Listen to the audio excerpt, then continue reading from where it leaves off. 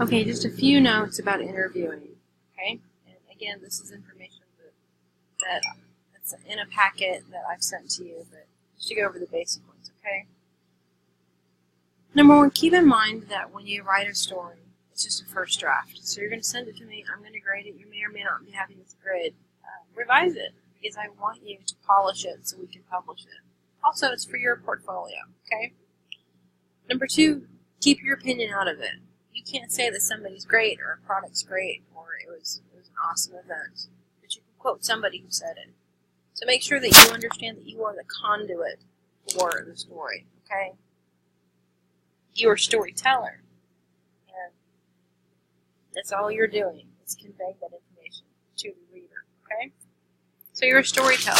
Stories don't just exist, they happen. It's an event.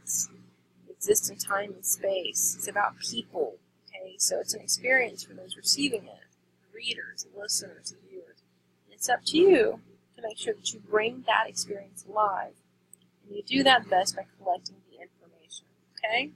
So every real story has a setting or characters, some sort of complication that gets resolved, and some sort of closure, okay? So again, I'm going to send you lots of examples, and eventually I'm going to ask you to kind of respond and want to which one you like the best. A lot of the personality profiles even have a little setting that kind of set the stage, if you will. There's nothing wrong with using narrative. So if you're a creative writer, and let's say you want to write a feature about a student who likes to, I don't know, rock climb, set the stage. Go with a rock climb and tell me what it looks like. Tell me what the day looks like on the stage, okay? So yeah, you're going to be interviewing people, but don't forget that your eyes and your experiences are just as important as getting the basic information. Now, of course, when I'm getting information for a story, I need the classic 5 W's and the H. You need to tell your reader who, what, where, when, why, and how. Okay, so if I'm writing a story about, in the last video I said we should do a story about SPAR, saving pets at risk, and how there's so many abandoned animals in May. Who, well, I don't know, what's the focus about? Is it about students who are abandoning animals? Or is the focus this organization that helps them? I don't know, let's say we're going to focus on the organization because that's easier. So we've got the who, saving pets at risk. I need to know who runs it. I need to know when it was formed. Okay? The what? Well, it's an organization that helps save animals. Where are they located? Why were they formed? When are they most prolific? What's happening? How do they work? All of those questions have to be answered, and you will answer those not necessarily with one source, but in lots of different ways, okay? So, first of all, you've got to set the stage. If I'm writing a story about SPAR, I might go with them on a rescue, and then I would explain what that would be like, okay? Then the characters in the stories, you know, they're not just the who. It's not just that one person. It's not one central character. There's a lot of different people that are working there. Okay, now eventually you're going to write me a 2,500 word story. Boy, that gives you a lot of ways to write. Later on, we'll talk about a style of writing called vignettes, which is kind of cool because you can take a really complicated story and then break it down by sources. For example, after the May 3rd tornado in 1999, there was a reporter who won a major award because they covered 44 families who had lost somebody in that, and so the story had 44 mini stories within it, which was kind of cool. Okay.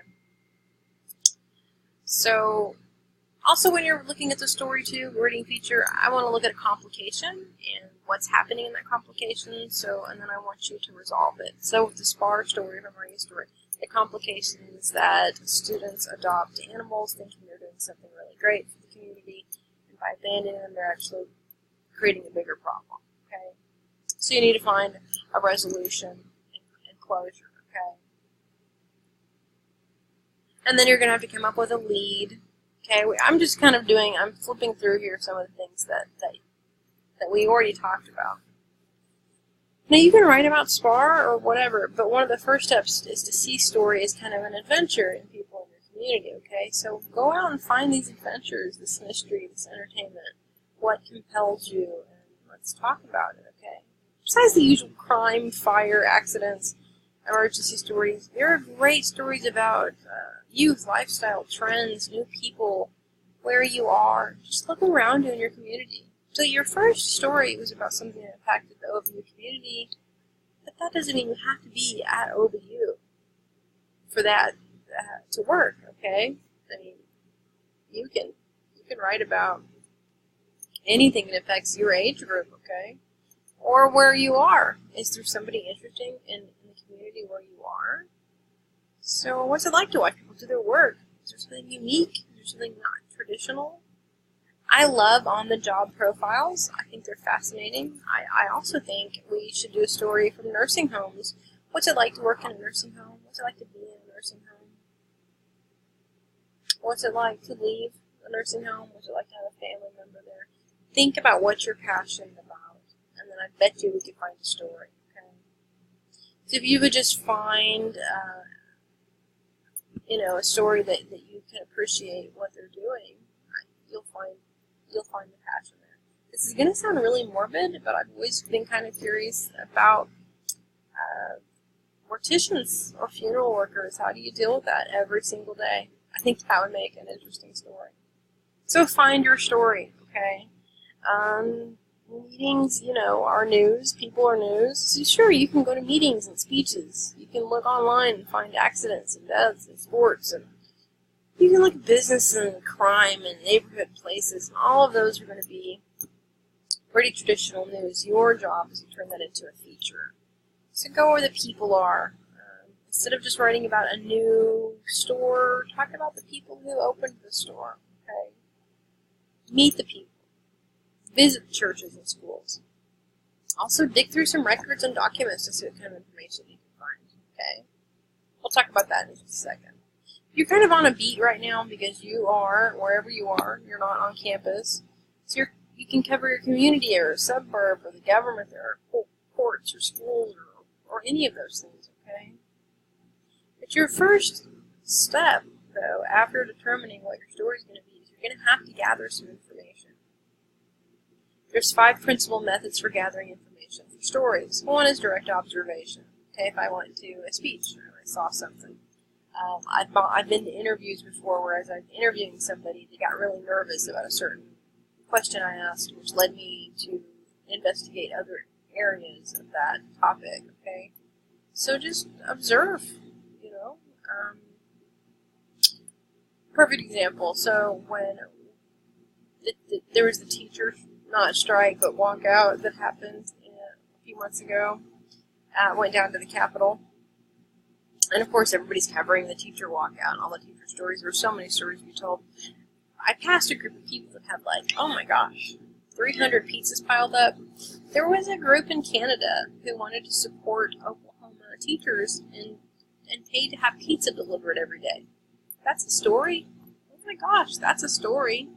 So that was my direct observation, which led to interviews, which led to a pretty cool story about it, okay?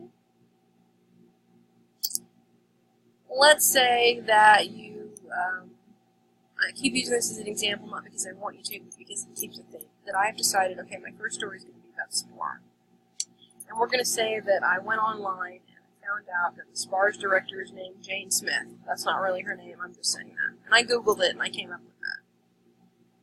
Now, I have to interview her. So my first step is to reach out to her in many, many ways. So I would probably Facebook message her. I would find her email address. I would find her phone number. And I would swing by. So normally what happens is, let's say I'm doing an interview of somebody on campus. I would send them an email and say, hi, my name is so-and-so. I'm writing a story for a feature writing class. Capitalize on the fact that you're a brand new writer. Let them know this is my first feature story that I've written, and I've chosen this topic, and I would be very grateful if you could help me get some information. Would you be willing to conduct an interview with me? and then you give them the options. The interview can be in person, it can be over the phone, it can be via email, it can be Skyping, however you want to do it. I'm going to be honest, I really don't like it when reporters email interview because you're missing so much of the sense of the person, but because this is an online class, that may be your only option. You may have no option but to email them. You let them make the choice, because there's the source. Now it's summer, so they may ignore their email, so that's why you're going to have to make phone calls. You're going to have to Facebook message. You may have to knock on doors, but you're going to have to get that information, okay? But you can find a lot of that information online. So let's say you call Jane Smith, and she said, absolutely, I would love to talk to you. Can you send me your questions, and then we'll have a phone interview. You need to prepare for both interviews. Number one, I'm going to be very specific about my information. What is the purpose of the interview? What is the nature of the interview? And I'm also then going to conduct some background research before I even write any questions. I'm going to get online and I'm going to look to see where Jane Smith worked. I'm going to look to see what she says about SPAR. I'm going to look at SPAR itself. I'm going to look at their facts and figures. I'm going to do some Googling and see if there's been any controversy about SPAR. That way, when I sit down and write my questions, I will be able to have questions in advance, and I will look well researched, because you're going to waste a lot of time sitting down and saying, oh, how do you spell your name? Where do you work? What does SPAR do? Because you're wasting a lot of the interview. You need to go into that interview prepared. Even that's on via email, or if it's on, Skype or whatever, telephone. You're going to be prepared. Okay, so get as much information as you can in advance. That way you can develop those questions that are at least show that you know the topic, and you'll be able to go more in depth. Okay, and you'll have information that the source will obviously want to cooperate because you're wanting to help them, okay? You're well informed, okay? So please make sure that you're prepared for that. Let's say I do the interview in person. So I always have a list of questions. So I think about my who, what, when, where, why, how, and I think about all the things I've researched. So once I've researched, I know how long SPAR has been in Shawnee. I might know some facts and figures. I know who's on the board. So I can use that to ask other questions, okay? So maybe sometimes somebody's kind of reticent. So you have to be flexible, okay? So let me explain that. So when I'm in an interview, I have this list of questions. So what's SPAR's biggest challenge this year? How are you going to address it this year? How does that compare with last year's? How are you guys funded? I know it's online. You get a lot of your money from donations. Where does that come from mostly? Do you have years that you can't come up with the money? What happens when you run out of money?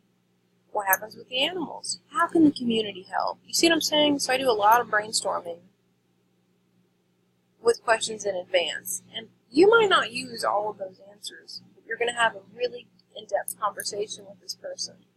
And for the next hour, you're going to be completely engaged in their topic, okay? And they're going to respond to that, okay? They may perceive you as a friend or a confidant or any of those things. You just have to make sure that they understand that you're a reporter and it's on the record. Okay? Now, if they do tell you this is off the record, then you can't utilize that information. Okay? When you go into an interview, you're going to establish rapport. You're going to set the tone of the interview. You're going to gather some information, and then you're going to conclude it hopefully on a friendly note. Okay? Keep in mind, though, that you answer all the questions that you have. So you have to sit down a story. You have to have the who, what, when, where, why, how from this person, as much as they can give you. You've got to get all that information from them. Of course, you can do follow-up, but sometimes people get really irritated and keep emailing and saying, hey, I forgot to ask you this. Now, obviously, we're not talking New York Times or Washington Post level. We're starting off easy. This is your very first feature. Eventually, I want to get you off of email interviews. Sometimes they're important, obviously, but it really gives your source a lot of time to think and formulate their answers. Okay. So I want you to have the who, what, where, why, how. Then I want you to also make sure that you ask questions. You're flexible and you're having a conversation with that person, especially if they're reticent and they don't really want to talk and they're kind of shy. why don't you ask them, what was a moment that really touched you? So you work with saving animals. What was a great moment that inspired you? What's heartbroken? What would be the one thing you wish you could tell people?